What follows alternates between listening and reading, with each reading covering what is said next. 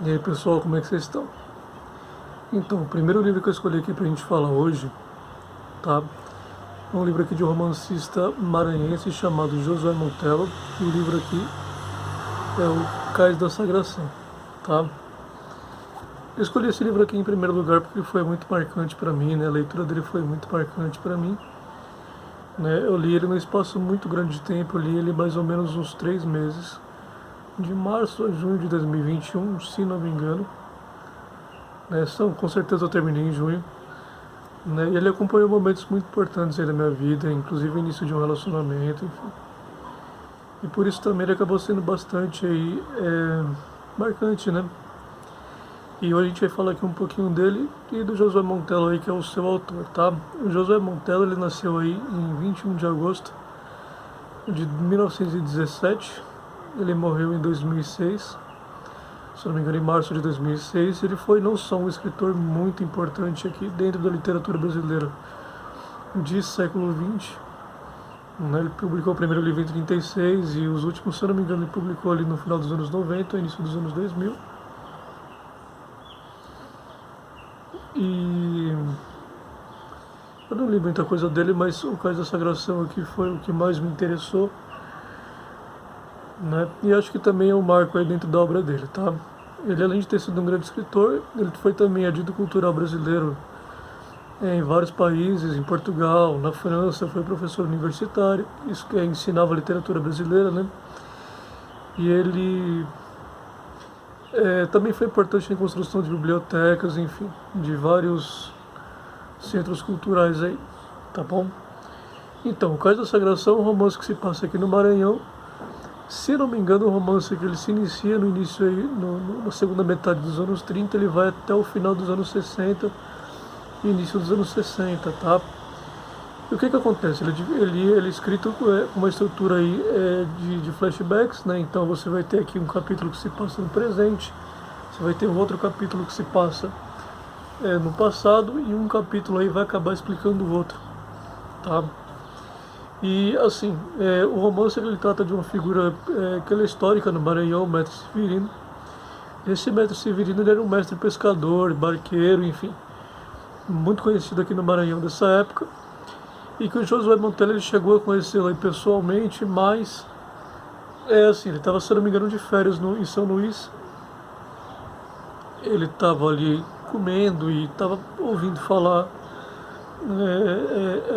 do mestre Severino em várias conversas e ficou muito curioso a respeito da figura do mestre Severino, né? Em tudo quanto é lugar que ele ia, ele acabou ouvindo falar dessa figura do mestre. E teve ali um momento ali em que ele teve a curiosidade de conhecê-lo e foi até a praia ali onde fica justamente o Cais da Sagração. Ele chegou a ver o mestre Severino de longe, mas ele nunca teve coragem de conversar com o mestre. Ele ficou acanhado por algum motivo, enfim. E nunca conversou com o mestre Severino de fato. Daí ele acabou bolando, né, na cabeça dele a ideia de fazer justamente, escrever esse romance, né, de escrever uma história imaginária de mestre Severino, tá? Como eu falei, o romance se passa aqui entre os anos 30 e os anos 60 do século XX. Né, o protagonista é o mestre Severino. E ele é um pescador assim, de grande experiência. Dentro do romance ele já é um pescador assim, lendário, né, de grande fama. E ele vive muito tempo com uma mulher chamada Lourença, né, que acaba fazendo às vezes ele de esposa dele nas obrigações domésticas e na convivência diária. Mas assim, de fato os dois não têm nenhum tipo de relação que não seja mais de uma amizade mais próxima mesmo, tá? No começo desse romance, o mestre Severino ele fica aí, ele acaba sofrendo alguns males aí, né, de saúde, né? Mal súbito, cansaços estranhos e enfim.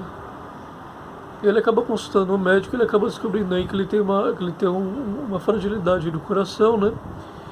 E que por isso ele seria obrigado a ir a repouso e a levar uma vida mais calma, né? Ele não poderia fazer essas grandes viagens de barco que ele costumava fazer desde criança, desde sempre, e ele se vê obrigado a ir a ficar em casa, tá? Lourenço acaba tendo esse gesto de querer cuidar dele, enfim, de impedir que ele faça qualquer tipo de esforço maior, qualquer bobagem, cuidar da alimentação dele e tudo mais. Mas o mestre Severino é um sujeito muito teimoso, ele cisma de que quer fazer uma viagem aí para São Luís do Maranhão. Ele mora, na verdade, no interior do Maranhão. Ele quer fazer essa viagem ao São Luís, enfim, quer porque quer e deseja fazer essa viagem, né? Isso se passa já na velhice do mestre Severino. No início, né, do livro, quer dizer, no início da vida do mestre Severino, né, quando ele ainda era mais jovem, ele conhece uma prostituta chamada Vanju, que era uma mulher assim muito bonita, muito simpática, enfim, de muitas qualidades. Ele acaba se apaixonando por ela, ele acaba trazendo essa mulher para casa, né? Trazendo essa mulher para casa, inclusive acontece que uma das cenas que, pelo menos pessoalmente para mim,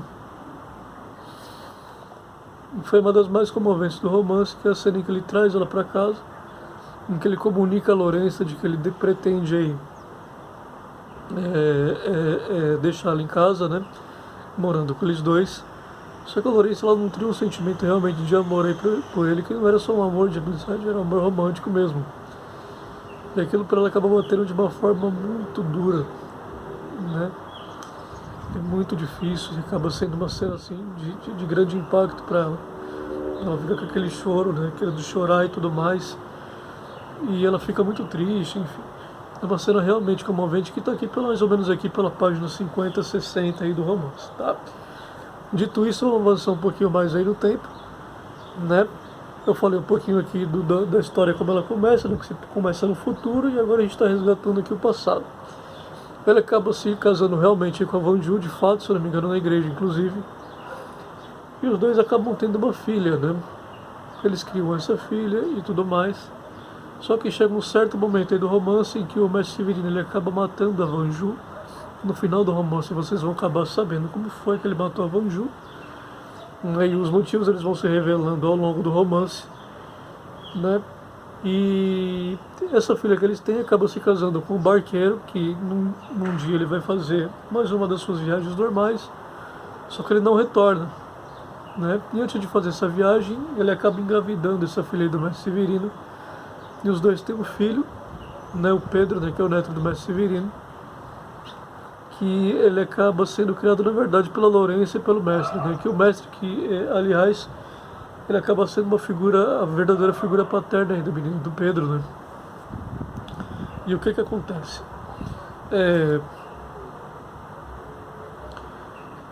O Pedro ele é criado pelo mestre Severino, né? Pela Lourença também, certo? E, enfim, só é criado até um certo ponto, porque o mestre Severino, né? Como eu disse, ele acaba matando a Vanju, e a Vanju... E com a morte da Vanju ele acaba sendo preso por conta do assassinato. Na verdade ele mesmo confessa, ele com culpa ele vai até a delegacia e confessa e tudo mais, né? Com culpa na verdade não é exatamente culpa, era mais um dever de consciência mesmo que ele sentia. Ele acaba sendo preso e ele acaba ficando aí 30 anos aí na cadeia, né? Ele só cria o Pedro até um certo ponto e passa esse período na cadeia, que aliás aquele tem algumas das cenas mais de descrição ali, de solidão, dos pensamentos do mestre Severino consigo mesmo, dele ali contemplando ali a paisagem, né, do lugar e as pessoas passando ali na rua e tudo mais, né, né, refletindo a respeito de tudo que aconteceu e conversando com as pessoas ali, que eram os amigos de cela dele. São cenas assim muito bonitas, muito bem descritas. Aliás, o estilo do Josué aqui nesse romance é algo fantástico. Um dos grandes elogios que todos os críticos e toda a fortuna crítica sempre faz aqui ao romance é justamente o de que ele é muito bem escrito, né?